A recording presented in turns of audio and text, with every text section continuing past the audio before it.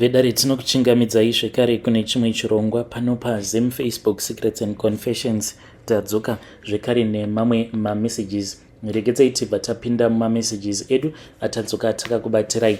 Message yedu yekutanga yakamira sekudai so: hanzi makadi zvenyu mukoma, ndinokumbirawo kuti munge muchindiposterawo nyaya yangu makavikawo chitupa changu. Ndodawo kuti vedare renyu vange vachindibatsirawo. Please postaiwo nyaya yangu very fast because ndine vakomana vangu vaviri avo vandiri kudanana navo. Vakomana vose ava vari kuSouth Africa. Ndakazoitawo mistake mukoma.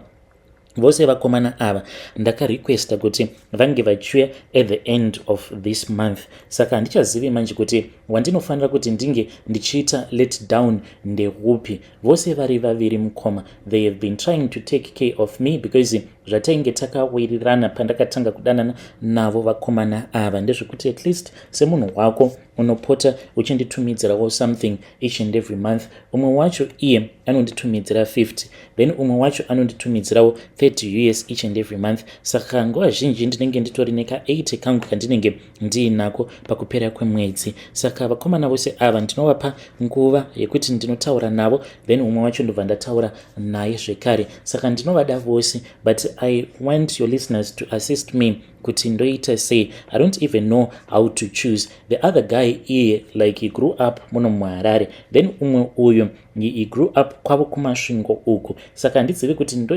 ndosarudza here the guy that grew up in Harare since I also grew up in Harare, kana kuti ndosarudza uyo wekumasvingo. Vose vari vaviri hapana wandingati uyu ndiye ane mari yakawanda kudarika iye umwe. Vakangonotifananei zvekutoti they have been making some contributions trying to take care of me ivo vasingatozvizivi. Saka ndikudawo kuti vedare renyu vange vachindibatsira. Ndoenda kumasvingo here kana kuti ndoramba ndiri muno muHarare? In terms of character, vose vari two, ungatoti zvimwe kuda mabrothers. They all go to church but different churches in the Pentecostal church, and vose vane same characters.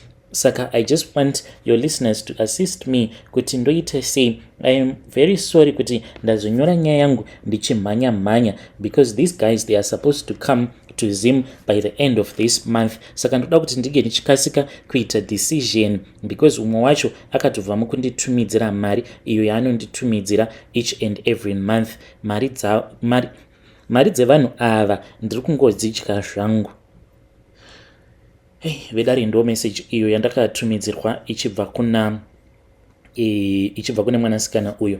Ngatizamei kuti tinge tichitaura naye mwanasikana uyo mucomment section. Hanzi ndoenda kumasvingo here kana kuti ndoramba ndiri muno muHarare. Regedzai tibva taenda panyedu inotevera. Nyedu inotevera yakamira sekudai so: hanzi makadi zvenyu mukoma, ndinokumbirawo kuti munge muchindiposterawo nyaya yangu makavika chitupa changu. My case it is very sensitive. Nyaya yangu yakamira sekudai. Ndiri kukumbirawo kuti vedare renyu vange vachindibatsirawo mucomment section. Zvakaitika mukoma ndezvekudai so: pandakauya kuno kuSouth Africa ndakabva ndazotanga kuenda kune imwe church. Ndakati ndichienda kuchurch kuya ndo pandakabva ndachizopfimbwa nevamwe pastor. Zvinova zviri zvinhu zvekuti zvakabva zvazondishamisa. Saka ndakati ndapfimbwa napastor vaya ndokubva ndazotanga kudanana navo. Pastor ava vakabva vazondipa pamoviri. Zvino mukoma nachi ndakati ndazvara mwana wangu mushure mekunge ndavimbiswa kuti ndainge ndichazova the second wife, ndokubva ndabhilivha paya. Takatoraramisana kwenguva yakati rebei ini ndichigara kwangu, but ndaiti kana ndikataura nyaya yekuti ndodawo kuti at least unge uchinozvizivisa kuvabereki vangu vainge vasingadi kudzamara tichizosvika pakunetsana. Takazonetsana nekuda kwekuti vakazondibata kuti ndainge ndava neboyfriend. Chakakonzeresa kuti ndinge ndichizosvika pakuita boyfriend mukoma, it was because of negligence. Haisi nyore kuti unodanana nemunhu iyeye asingauyi kumba kwako uchingonzi gara chete nekuti ndakakupa mwana. Ndakagara mukoma nashi 1 good year ndisingazive chinonzi munhurume, kuzonosvikawo ndichizoti zviri nani kuti ndinge ndichingozvifadza nyama dzangu. Izvo munhu ainge akatondisetera trap kudhara. Ndakangoti ndatanga kuita zveboyfriend ndikabva ndatobatwa. Saka nyaya iripo mukoma ndeyekuti inini ndiri kuvengwa nehama dzemurume. Saka ivo ndandakavaudza kuti hainetsi nyaya yacho kana muchidaro, ini ndinokwanisa kungofonera kana SABC vobva vauya vobva vandiita an interview. Kana vandiita an interview then zvinhu izvi zvobva zvangobuda pachena, zviri nani kungochibvondora. Saka vakabva vazoti kwandiri, iwo ziva kuti kana ukagara waita izvozvo mukomana ndanga ndakaitirwawo mapepa ekuti ndikwanise kugara muno mune zvakanaka. Zvakaitika mukomana ndezvekuti please musazoisa nyaya yacho kuchirungu because ndozopindawo pamahwani. Ndakabva ndazonzi ndaifanira kuti ndinge ndichizowana munhu wekuti ndinoita sekunge ndachata naye so that ndinge ndichikwanisawo kuzowana zvinhu zvemuno. So ndakabva ndazogumisidzira ndazowanawo chitupa chemuno, but changu chinotonyora kutoti ndinobva kuZim. Saka ndiri kukumbirawo kuti vedare renyu vange vachindibatsira iye still achiri akangondisungirira panzvimbo 1 even though akanditi handichakudi because wakandichita, but kuti ndinge ndichibuda munyika munomu anoramba because iye anoti sezvo zita rake riri pabirth certificate remwana hanzi I will never sign anything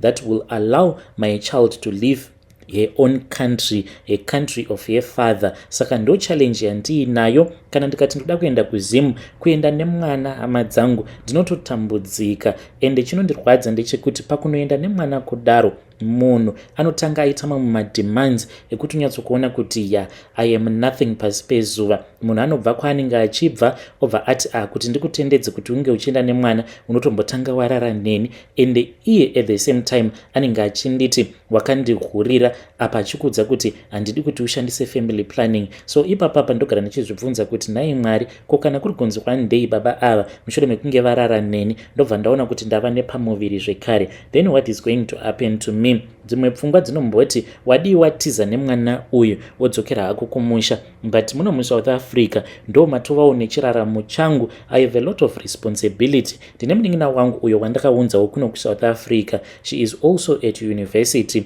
Saka ndine hama dzangu idzo dzandiri kudawo kuti ndinge ndichizodziyambutsa. Kana ndayambutsa hama dzangu then ini ndobva ndachizoona kuti ndoita sei. It's either mwana wangu ndendo kutongomusiya munomu, ndinongoenda ndongonomusiya kumba kwababa vacho, then ndobva ndadzokera either kuZim kana kuti ndodarikira hangu ndoenda kuChando. Saka ndiri kukumbirawo kuti vedare renyu vange vachindibatsirawo, ndichange ndichizotevererawo mucomment section pane akambosanganawo here nesituation iyo yandiri kusangana nayo. Vedare ndo message iyo yandakatumidzirwa ichibva kuna vanzvadzi vedu. Zvakangoma hazvo vedu we. Please ngatizamei kuti tinge tichitaura navo vanzvadzi vedu ava mucomment section. Pane imwe nyaya iyo yandoda kungokupaiwo a brief narration yandakaverenga kuchannel yedu iya yechirungu. Mukadzi uyo ari kuti akaroorwa nemuNigerian ainge ari nurse, saka iye akabva azochiva kuti muNigerian uyu airatidza kuti ainge aine mari dzake, saka vakabva vazotanga kugara vose. Mukuzonogara vose kudaro hanzi ndo pandakabva ndazotanga kupenga. Saka ane zvinhu zvakawanda izvo zvaiti hanzi ndaisangana nazvo ndichiita hallucinations mukunopenga kwandainge ndichiita. Hanzi ndaiti ndikazvitarisa mumira kudai ndaiona sort of like a demon, face yake ichichinja kuita demon, but hanzi nekufamba kwenguva akazosvika pakunamatirwa nevamwe pastor then ndokubva azorecover. So that is a brief narration yeimwe nyaya iyo yandakatumidzirwa kuAfrican Confession. Zvakangoma hazvo vedu we. Regedzai tibva taenda panyedu inotevera. Nyedu inotevera yakamira sekudai. Hanzi makadi zvenyu mukoma, ndinokumbirawo kuti munge muchindiposterawo nyaya yangu makavigawo chitupa changu. So mukoma confession yangu yakamira sekudai. So inini mudzimai wangu ainge achibva kwavo kubhindura uko. So mudzimai wangu ndakamuchekeresa. Ini namadam tainge tichitawo zvekutengesa. Ndaitengesa ma-airtime, ivo madam ndo vainge vachitengesa ma-donuts, ma-freezits nezvakangoti siyanei. So takazoti tava nekachinzvimbo kedu kuma-industry uko kwatainge tichita zvekubika. Ndo pandakabva ndazoti zvainge zviri nani kuti ndinge ndichitsvaka. Ini ndainge ndichida kutsvaka mushonga weLucky, but ndainge ndisingazivi kuti dzimwe nguva mushonga weLucky unokwanisa kuuya wakahwandisa umwe mushonga kumashure kwemushonga iwoyo weLucky. So ndakabva ndazotauriranawo nemamwe mafesi andainge ndichizivana nawo vandaiziva kuti ivavo vainge vasingabve mun'anga nemumaprofita. Saka ndakataura navo ndikabva ndati varume, iyi ndiyo nyaya yangu. Iniwo ndikuda kuti ndinge ndichizopfumelela mukupenyu, ndinge ndichizopfumawo saka pane umwe wacho akazondiudza kuti ainge aine imwe ng'anga iyo yaainge akanzwa nezvayo, hanzi ng'anga iyi yainge iri kuMozambique, asi chainge chichikonzeresa kuti asakwanisa kuenda kuMozambique yainge iri nyaya yekuti mari ndiyo yaainge asina. Saka ndakabva ndati iwe, kana kuri kunzi ndikajingirisa kana ndikakwanisa kureisa mari, unokwanisa here kuti tinge tichizoenda tose kuMozambique? Iye akabva ati as long as ndikakwanisa kumuorganizira mari tinoenda tose because it will be an advantage for him. Ndo zvatakabva tazowirirana paya, so takabva tazoenda tose kuMozambique. Takati taenda kuMozambique mukoma ndokubva tazoromba. Inini ndakabva ndazonzi glazi ravo sekuru vaya rainge rasarudza kuti mudzimai wangu iye ange achizosvika pakufa, saka mudzimai wangu uyu ndakabva ndachizomuchekeresa. Zvino akati afa kudaro, takati tiri munzira tichienda kwavo kubhindura mukoma, mudzimai wangu ndaingomuona, so ndichingomuona but hakuna kana ainge achimbomuona.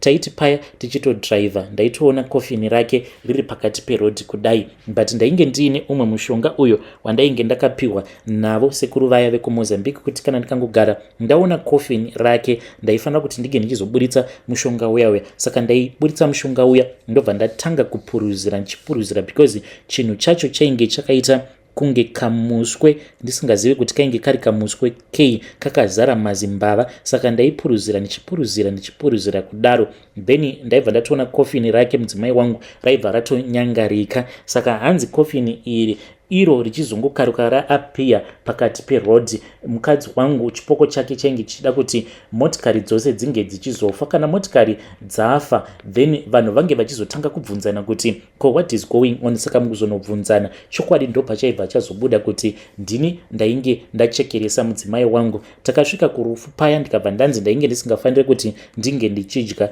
Ndakapinda bhizi mukoma Nashi ndichingomirizika ndichiavoida chikafu, so ndaiti kana ndakapinda bhizi ndichingomirizika nekuti ndainge ndichida kuavoida chikafu. mukoma Nashi ndaiti kana ndikanzwa kuti panapa ndaziya nenzara, ndaibva ndabuda ndobva ndaenda kumagrosa ndobva ndanotenga kana chihafu bread changu nefriziti ndobva ndadya paya. Pandinozodzokera handinenge ndava bo, apa ndichita sekunge munhu akabatwa nemastress. mukoma ndakazonoti mushure mekunge mudzimai wangu bhokisi rake rapinda muguva, takazoti ndichinodongorera mukoma muguva make, ndakabva ndatotanga kutonzwa kutoti mudzimai wangu aita sekunge ainge achiri mupenyu. Ndaitonzwa sound kuti gu zvichiratidza kuti ainge achirova coffin, but mushure mekunge azovigwa mukadzi wangu haana kana kuzombodzoka zvekare kwandiri because mushonga uyo wandakapiwa akaita kunge kamuswe kane simba rekudzinga mweya yezvipoko. Ndiyo confession yangu iyo yandiinayo mukoma. Kana mukapostawo nyaya yangu please ndapota ndizivise ndichange ndichizotevererawo mucomment section. Vedare ndo message iyo yandakatumidzirwa ichibva kuna mukoma vedu. Please ngatizamei kuti tinge tichitaura nawo mukoma vedu ava mucomment section. Zvakangoma hazvo vedu we. Pakaipa regedzei tibva taenda panyaya yedu inotevera. Nyaya yedu inotevera yakamira sekudai. Hanzi makadi zvenyu mukoma, ndinokumbirawo kuti munge muchindiposterawo nyaya yangu makaviga chitupa changu. Iniwo mukoma ndizivi kuti mweya wakaita sei wapinda mandiri. mukoma ndikuda kureurura kuti ini ndava kuchiva maid wedu. Saka maid wedu uyu mukoma akatongotsvakawo namadhamu kuchechi, mwana wekutongoti anobvawo kumhuri yevanhu vanotongozvitamburirawo. Saka it was because of her good heart. mudzimai wangu munhu ane mwoyo wakanaka, saka akabva azoya kwandiri akabva anditi sezvo amainini she is about to complete her studies and she wants to move abroad, tadii tangotsvaka munhu anobva kumhuri inotambura. Ndikabva ndati akabva azouya maid uyu ende nanhasi uno ndiye ari kutishandira, but mukoma ndikutoita sekunge munhu akatogarwa nedhimoni, like anoti paya paanenge achitsvaira achiita mabasa ake. Ndinoti kana ndakamutarisa so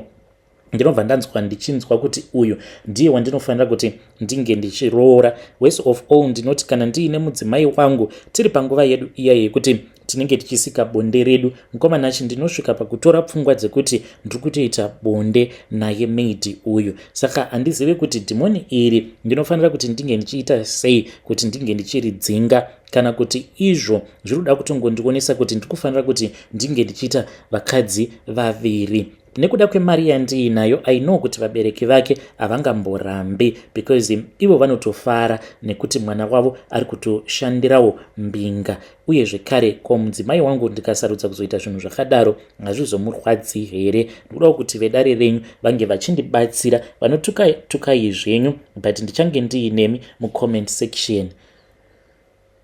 Vedare ndo message iyo yandakatumidzirwa ichibva kuna mukoma vedu. Please ngatizamei kuti tinge tichitaura navo mukoma vedu ava mucomment section. Zvakangoma hazvo vedu we, strange things indeed they do happen in this world. Regedzai tibva taenda panyedu inotevera. Nyedu inotevera yakamira sekudai so. Hanzi makadi zvenyu mukoma, ndinokumbirawo kuti munge muchindiposterawo nyaya yangu makavigawo chitupa changu. Inini ndiri mukadzi akaroorwa, but mukoma Nanshi each and every day murume anongoti achingobuda achienda kubasa. Ndini uyo ndinobva ndatoenda painternet, saka ndakatanga ndichingoitawo zvekungonakidzwa ndichingonawo mavideos iwawawa, but now mavideos andinonyanyisa kufarira kuona ndeevakadzi avo vanenge vachiita bonde nemabhiza. Saka inini ndava kutonzwa kutoti dai ndambokwanisa kuwana bhiza iro rekuti ndinotomboita bonde naro, but just that mukana wacho wekuti ndinge ndichiriwana bhiza racho handitomborina. Saka ndikukumbirawo kuti vedare renyu vange vachindibatsira. Uye zvekare chimwe zvechandiri kudawo kubva kune vedare renyu ndechekuti kokana kuri kunzi unenge uinowo shuviro yekuti unge uchizoektawo mumavideos iwawawa evanhu vanoita zvekuita bonde, unowana copy information yacho because ndatova nenguva ndichingotsvaka manumbers evacho avo vanozokuconnecta, because nditori nevamwe varume avo vandinotoziva personally, not like in real life but pamavideos kutomuziva kutoti uyu zita rake anonzi Ningi, eva vavanoti mapornstar. Saka nditoriwo neshuviro yekuti dai ndakwanisawo kuzoacta at least one movie ne-few of those guys that I always admire, and tichinyasokuona kuti vanhu ivavo vanotorakidza kutoti basa ravo vanotorigona chaizvo. Saka ndichange ndichizotevererawo mucomment section. Chandiri kungoda ndechingoti please ndipewo link kana kuine vanozivawo link rekuti ndinokwanisa kujoina, then ndobva ndazoapiyawo pamavideos, because I feel as if chipo chacho ndinenge ndine chipo. Kana murume wangu iye anozvitaura kuti ya mudzimai wangu mubedroom une chipo, saka I wish to show the world kuti chipo ndinacho zvechokwadi. Hey vedare ndo message iyo yandakatumidzirwa ichibva kuna vanzvadzi vedu. Zvakangoma hazvo vedu we, hanzi chipo ndinacho.